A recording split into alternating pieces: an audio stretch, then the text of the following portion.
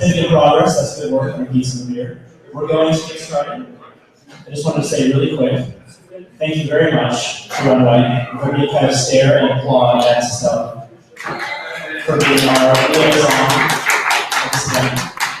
Thank you for the location. We love coming here. And really easy to work with. If you know any startups that are looking for desk space, I think they actually have some room right now. So pass that along, apply online. They got a learning process, so if you're good enough. We have today, also, of course, thank you to Coinbase because they pay for all this wonderful pizza and beer. So yes, today we have Carrie Scott with Factom. And she put the lightning work pad right over there on the lightning talk pad right over there. If anybody wants to add their names to that still, we're doing this at the end. But Carrie's going to be talking about Factom, and I'm just going to turn it over to her. Everyone, over there. Hello.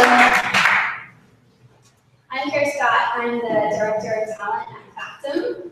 Coming to visit my favorite city, San Francisco, and these guys asked if I'd talk a little bit about Factom. 18 months ago, on the first date, I first learned about Bitcoin, and I was instantly intrigued. The next morning, I got to work, and I don't know if you guys have met Damien. He's actually greeting the door downstairs. He and I work together, and I came into the office and I said, "Damien, have you heard about Bitcoin?" He's at the computer, and he turns and goes, "Oh, you mean cryptocurrency?" Yeah, cryptocurrency, Bitcoin. Isn't it cool? Independent money, regulated by math. And that kind of marked the beginning of our journey down this rabbit hole. About this time last year, I decided I just had to be in the industry. If I wasn't, I would be very distracted and bored and unfulfilled at anything else that I was doing. And so last summer, I was calling Damien saying, "I really think we're gonna have to move to the Bay Area. That's just where all the excitement is. If we really wanna make it in this world, that's where we've gotta go." And as we were preparing to make that move, I ended up falling in love with Factom. Turns out my team was in my own backyard in Austin, Texas. And in September, I joined them as the Director of Talent, and it's been a lot of fun. It's been a really great adventure. So it's really special and meaningful for me to be back here in San Francisco on this side of the stage and presenting to you guys something I feel very excited about. I go to a lot of meetups like this, and I frequently give the Factom elevator pitch. This is my first time giving a slide deck presentation, so please don't let my presentation skills reflect poorly on our marketing team. All right, so immutable record keeping. This is something that's really important these days. As things digitalize, we have to keep records straight.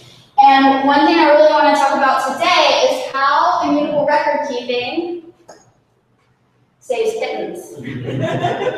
Everyone loves kittens. So in order to really get into that, bear with me, we're going to have to cover some ground in order for me to make that case. And first thing is we need to understand what is a blockchain, how does immutability work. So a lot of you guys, I'm sure, are quite familiar with what blockchain is and how it works, but I like to explain it as a series of stacking or linking agreements. Basically, if you and I agree on transaction number 3, we're implicitly also agreeing on transaction number 2 and transaction number 1. We're not able to change the past without rewriting everything that happened. So if it's not impossible, it's at least very expensive to change. It kind of gives us a single version of the truth. So great, we have Bitcoin blockchain. It's the largest network. It's the most secure. So can't we just put all our records into the Bitcoin blockchain? No, not really. There's just not enough space. As most of you are familiar with, there's a lot of talk around how we're going to scale. The point is that 1 megabyte of space per block is in high demand and it's expensive. So we gotta do something different. So what does Factom do? So Factom is a data layer that's outside of Bitcoin. You can publish infinite amounts of data to Factom, and then every 10 minutes, all that's published to Factom is hashed. So you have a snapshot, and that is anchored into the Bitcoin blockchain. So every 10 minutes, everything that's in Factom is anchored with a 243 byte transaction. So we have a very small blockchain footprint. Right now, we're just anchoring to Bitcoin blockchain, but we're platform agnostic. So in the future, soon, we will be anchoring to other blockchains. There's really no reason not to anchor to multiple. Redundancy is more secure. And a little bit of magic sauce, the Factom servers, the things that publish all that you're sending your data to is distributed. So this obviously helps with censorship resistance. So I'm going to walk you through a couple of use cases, hopefully leading to how we're actually going to save all those kittens. Land registry. So in the developing world, most of people's wealth is tied up in the land they own. Unfortunately, an estimated 70% of all that land is not documented. So you may think you have this great farm, your grandparents owned it, their grandparents owned it, but if there's not proper documentation, then things may not work out the way you want. It's an estimated $9 trillion worth of proposed value is tied up in this land that's not properly documented. And when it is documented, oftentimes it looks like this or this. So you have some very old paper. Paper doesn't last forever. So what do? You can scan these documents. You can put them in a database. That's good. They won't get weathered by the rain. But what happens when you put all this valuable data into one single database? Sneaky people get in and change things. So you want beachfront property? No problem. Call your cousin, works in admin, username, password, change your name. So what has happened in a lot of these places where they did digitize land titles is you have corrupted officials getting in, changing things. Not to mention you have the nice honeypot for anyone who wants to hack into that database. So not quite secure. So here's how Factom can solve this problem. You have your land titles and all the documents that relate to that, whether it's mineral rights or changing of ownership, all digitalized, all hashed, and all linked together into a Factom chain that pertains to this particular title. All of that is published into the Factom data layer, and here we go, every 10 minutes, all that data is secured to Bitcoin. The dream is to have a locally registered land that's immutable. So if you think you own something, you actually have the proof that you do indeed own it. Okay, so here's another example. I found this article published in 2014. So Bank of America got a really enormous, 17 billion to be precise, penalty for having sloppy, incorrect, fraudulent mortgage documents. and particularly the mortgage that were packaged into mortgage-backed securities. So, raise your hand if you have a mortgage. Okay, it's not one piece of paper, right? Okay, he did stack like this. So you have lots and lots of moving pieces that make up what we know of as a mortgage. It's a chain of events. So you have tax records and credit reports and underwriting. All these pieces are in place. They have to have signatures. They have to have dates. If any part of that puzzle is incorrect or missing, the mortgage is not good. And then you have mortgage-backed securities, which is basically a compilation of these mortgages into a financial product. And so you have stacks and stacks and stacks of these records. And again, if any little part of that document or stack is missing or incorrect, then the security you're selling is scam. So what happened with Bank of America is in the 2008 crisis, some companies were not doing so well, and Bank of America acquired a lot of these smaller institutions.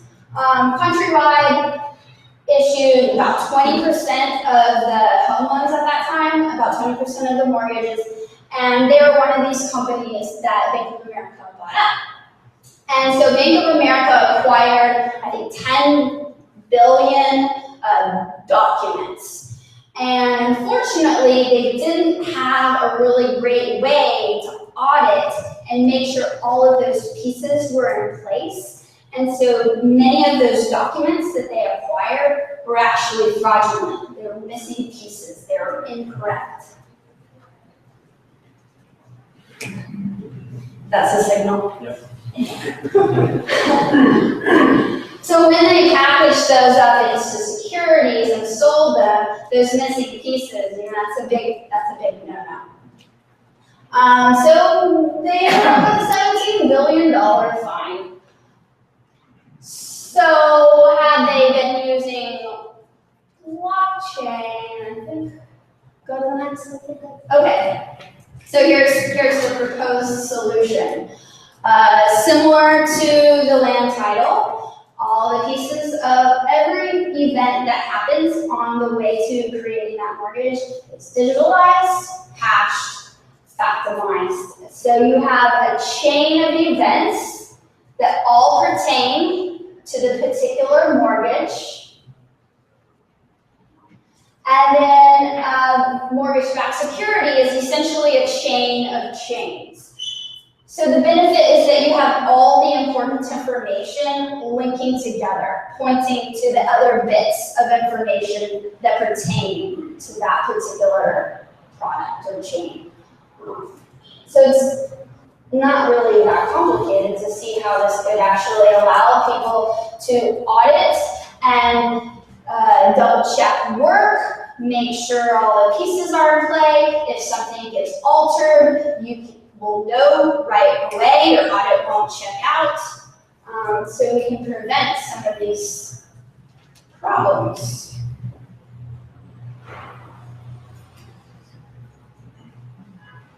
Okay, so this is just another diagram showing all the little pieces of the puzzle, how they link together, and how they're deposited into a Factom chain and then a Bitcoin blockchain. So all those black boxes, all those opaque records that couldn't be audited now become transparent, auditable, checkable, and just imagine how many kittens could be saved with $17 billion. Wait, no, you don't need to imagine it.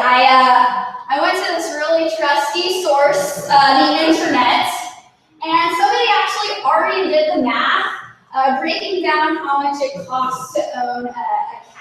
And assuming your cat only lives 14 years and it doesn't have too many medical expenses or too expensive tastes, The estimation comes out to about $7,713 to keep this guy alive for 14 years. Unless he lives in San Francisco. That is true. I wonder where the state came from. You're right. And so, simple math, guys. $17 billion saved by having proper auditing on mortgage-backed securities. Divide that by $7,713, and we can save 2,204,071 kittens. The end.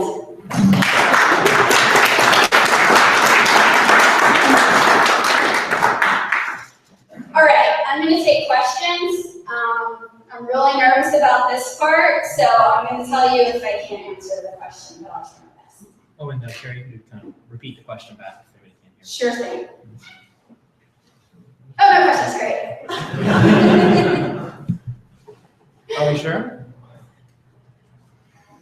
Okay. Maybe you just talk a little bit about where Factom is in your business life cycle, like, I mean, revenue, clients, things like that, just kind of how things are going. All the juicy stuff. Sure. So he asked about where Factom's at from a business standpoint. We are in the middle of closing our A round, so things are going to be moving pretty quickly. As director of talent, I've been getting the hiring pipeline in place, figuring out how we're going to identify all these gems that want to come join our team. So on that front, we're definitely anticipating a lot of growth on the side of the team. If anyone wants to move to Austin and work at Factom, we have it. From the business side, things are coming down the pipeline. As you can imagine, these sales cycles are quite long. Fortunately, I think the timing is really good. A lot of these large institutions have now designated blockchain innovation budgets. And we have been really fortunate to kind of be present while everyone is kind of perking up about these things. We have an office at Plug and Play, and they've been really, really helpful. So things are happening. Things are coming down the pipeline. So that's most I can say.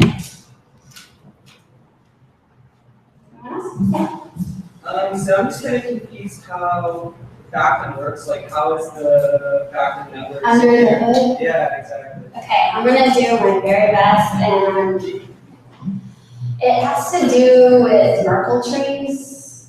Are you familiar with what a Merkle tree is? So if you have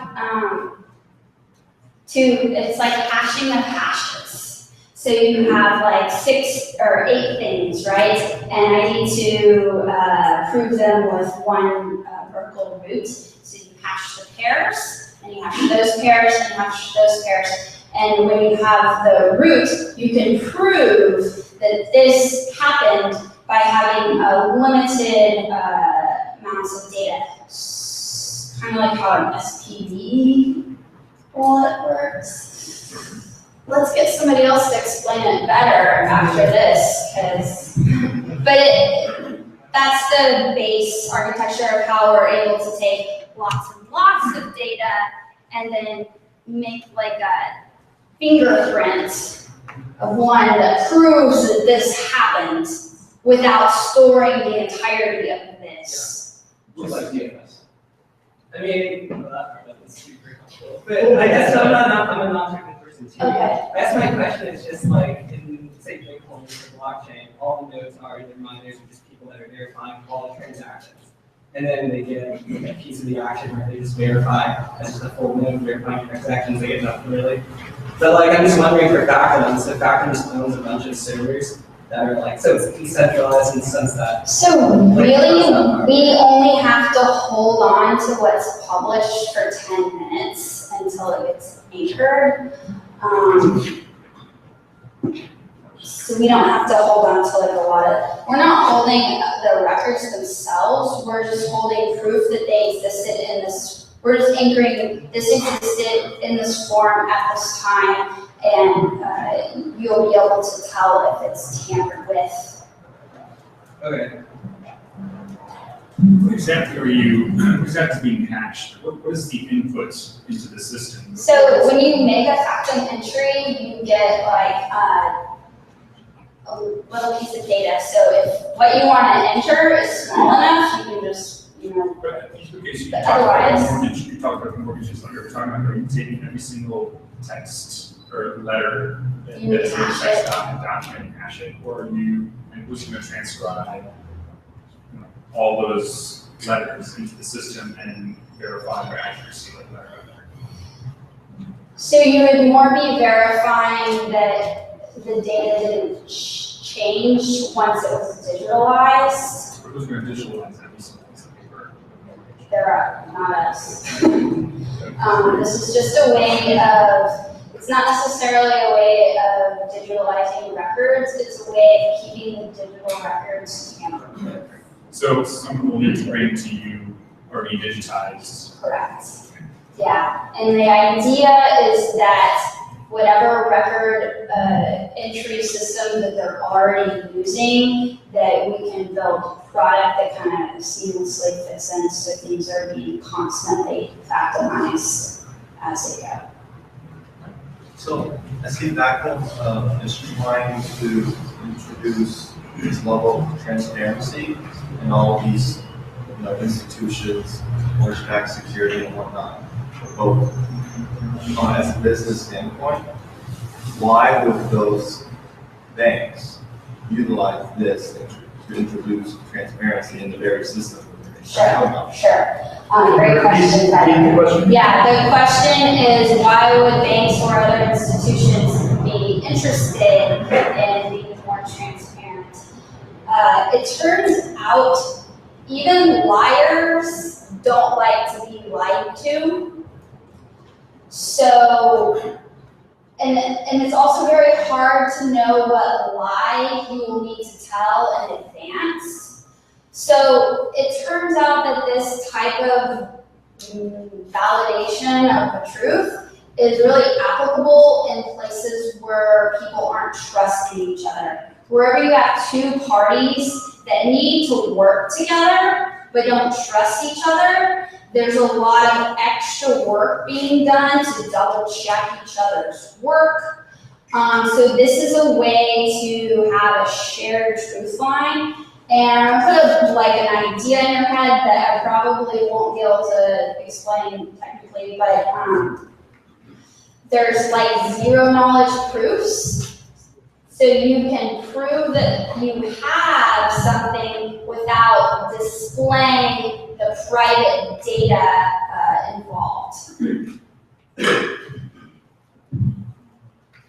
Well, maybe you could talk a little bit about a case where someone wants to check and make sure that something has not been tampered. How do they, because you say you don't keep the data, Sure. so how would somebody come in and use that to verify that it's okay? Yeah, you're like asking, what does it look like on their end when they go in? And the truth is it's going to be specific to the system they use. So where we are at as a company is we've built the underlying architecture, the platform is working, and we have built some products, some other, it's open source, so some developers have built some products. There's one called Block Notary, you guys know what for. But the products that get built will be more specific to the systems for the particular problems that they're looking to solve. So I couldn't very well explain what it looks like. I mean, We'd have to ask Block Notary for an example. yeah, I mean, I think you just check, make sure everything is there, and then it scans your system to me. I don't really know, sorry. That's okay. Next time we talk, we can. You just click, right? What would you do in the case, say, some record was erroneous, you need to go back and change Oh, it? correct it. Yeah. Right, well, so you would make a new entry. This is the new entry. Or for instance, like a change in ownership, so it would be an update. just because it's like with any other like accounting, you're not gonna go back and erase and change, you're gonna say, oh, minus, you're gonna make that correction as a new entry. What is your prediction of Factom price in the next year? Uh-oh, he asked my prediction of the factoid price. My personal, okay, let me give you guys some honest investment advice. Okay.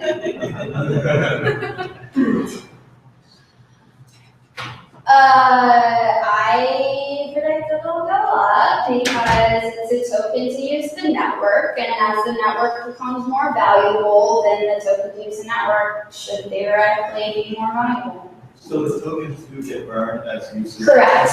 Okay. Yes. So supply decreases over time? Correct. As utility goes up. However, let's talk more about this offline.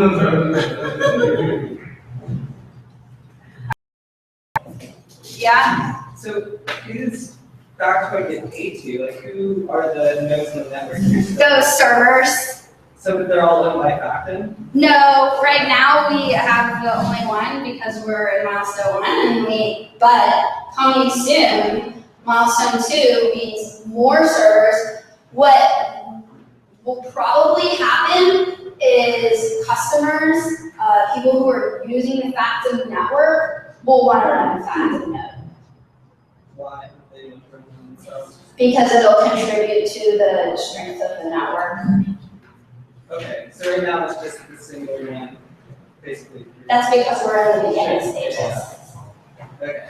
What, and then, sorry, second question, I guess, what product, I don't know if you can say what product you guys really have, but what advantage do you guys bring? Because you don't digitize the information that they're gonna, like, hash into the blockchain, like, onto the blockchain or Bitcoin. Sure, you're like, what's Why don't they unique just about do it this? themselves, basically, yes, yeah. Yeah, so the proof of existence architecture is pretty complex, and I'm totally not the one to explain that very well, but rather than just hashing one thing and stashing it into the blockchain, which is actually an explanation I sometimes use to shortcut for beginners. It's actually much more complex than that, and it has to do with proving,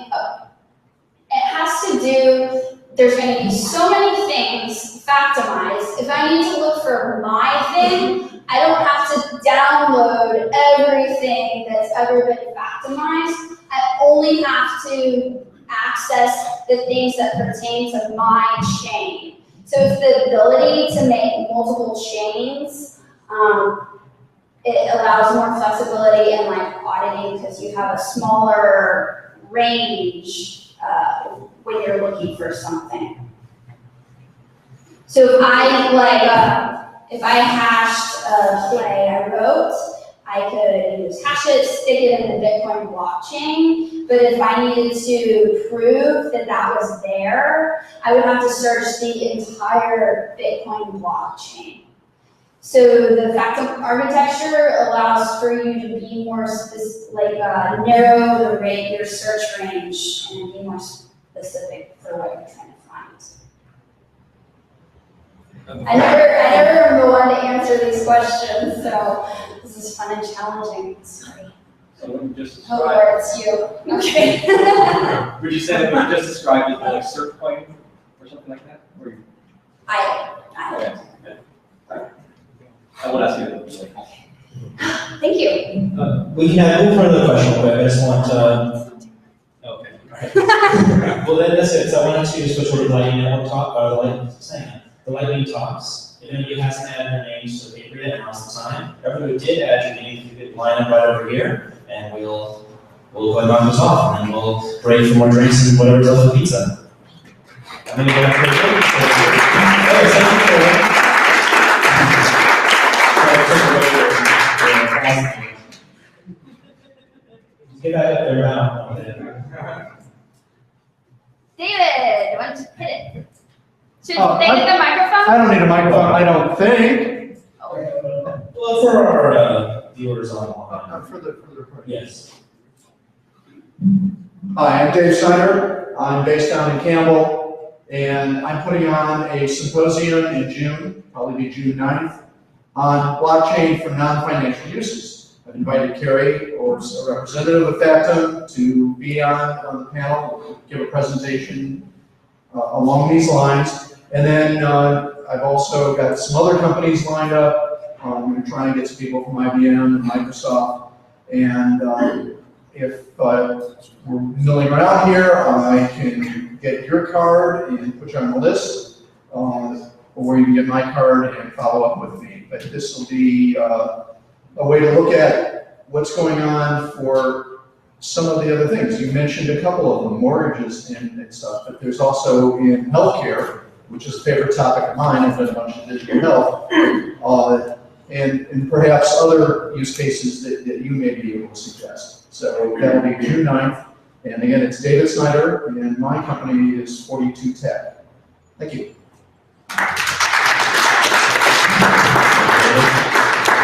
Unless you guys else want to jump on, that's actually the full list. Okay. I'll do it. All right. Yeah. And when your name? It's Timmy. I'll say it. Every clock. Hi, I'm Timmy. And I'm a blockchain newbie, but really passionate about it, just like you. But I envision, just imagine in your mind's eye, if you could pay for certain data from a refinery, factory, or farm, and have smart contracts with them. So say it's greenhouse gas emissions, water conservation, air pollutants, whatever it is. You say the level drops below this. This is your contract. And then when it does, your payments kick in. The micropayments, I think you were referring to the Lightning Network, right? Micropayments, that protocol that's being developed. Really cool thing. And so my question to you is, would you participate? Would you be that kind of investor? And also, blockchain smart contracts recently had a face-off, but the results aren't being published, or they're not widely known, and you need to know, how do you do price comparison? How do you do comparison shopping? How do you know which smart contract is the best one? So I love that. If you got that information, please tell me. Thank you.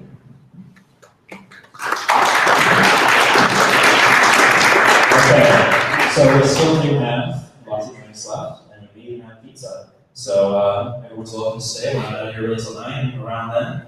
So yeah, thank you for coming. It was a really great event.